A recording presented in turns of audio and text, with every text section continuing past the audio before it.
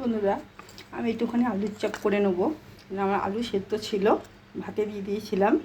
আর এখানে নিয়েছি একটু শুকনো লঙ্কা, একটু আদা রসুন, আর এখানে নিয়েছি একটু বেসনটা একটু গলে নেবো। আর লঙ্কাটা প্রথমে আমি তেলে একটু ভেজে নেবো। তো আমি গ্যাস অন করে দিচ্ছি, গ্যাস অন করে দিয়েছি। লঙ্কাগুলো একটু ছিঁড়ে দিয়ে দেবো। গোটা দিলে হয়, কিন্তু গোটাগুলো ফাটে, তাই ছিঁড়ে দিয়ে দেবো। দিয়ে লঙ্কাগুলো দিয়ে ভাজা হচ্ছে। আর আমি একটু আদা রসুনটা বেটে নেবো আর বেসনটা গুলে নেবো। লঙ্কাটা তুলে নিয়েছি, এবার আদা রসুনটা একটুখানি দিয়ে দেবো। এই তেলেতেই দিয়ে দেবো।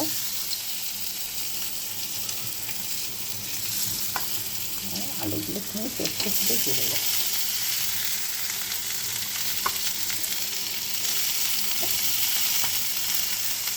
নুন দিয়ে দেবো, ভালো করে নেড়ে দেবো। অল্প করে নুন দিয়ে দিলাম, বেসনও অল্প করে নুন দিয়ে দিলাম। বেসনটা জল দিয়ে গুলে নেবো। আর এখানে এটা কষে নেবো।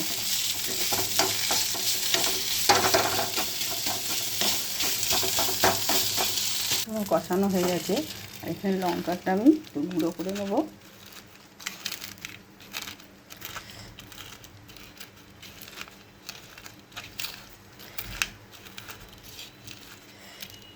আমি এটা আলুতে দিয়ে দেবো। দিয়ে ভালো করে মিক্স করে নেবো।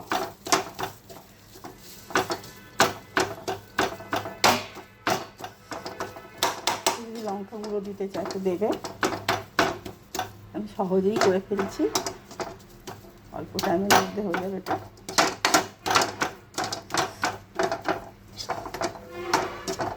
হয়ে গেছে। তার পাশে বেসনটা আমি গুলে নিই। বেসনটা গোলা হয়ে গেছে।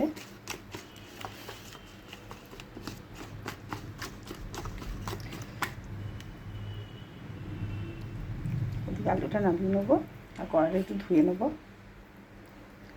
কড়াটা বসিয়ে দিয়েছি, আর পাশে আলুগুলো আমি গোল গোল করে গরম করে নেবো। গরম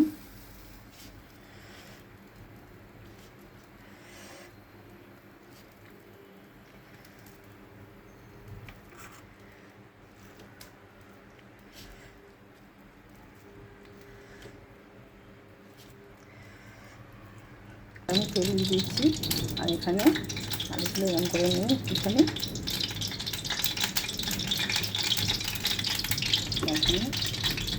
দিয়ে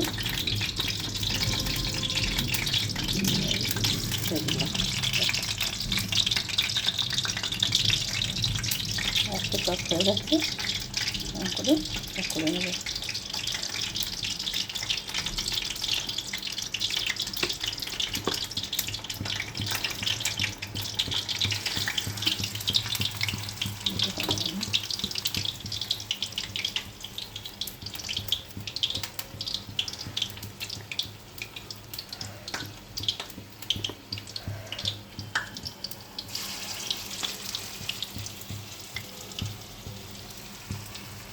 এটা হয়ে গেছে, এগুলো একটু করে নিই।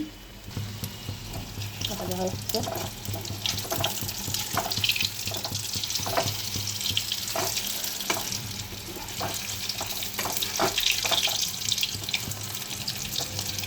আলুটা পুরের মাঝখানে টমেটো চাকা চাকার মতো গোল গোল করে কেটে দিয়ে, টমেটো করা যায়, ক্যাপসিকাম করা যায়, সব রকমই সব করা যায়। এগুলো ভাজা হোক, হয়ে গেছে, তুলে নেবো।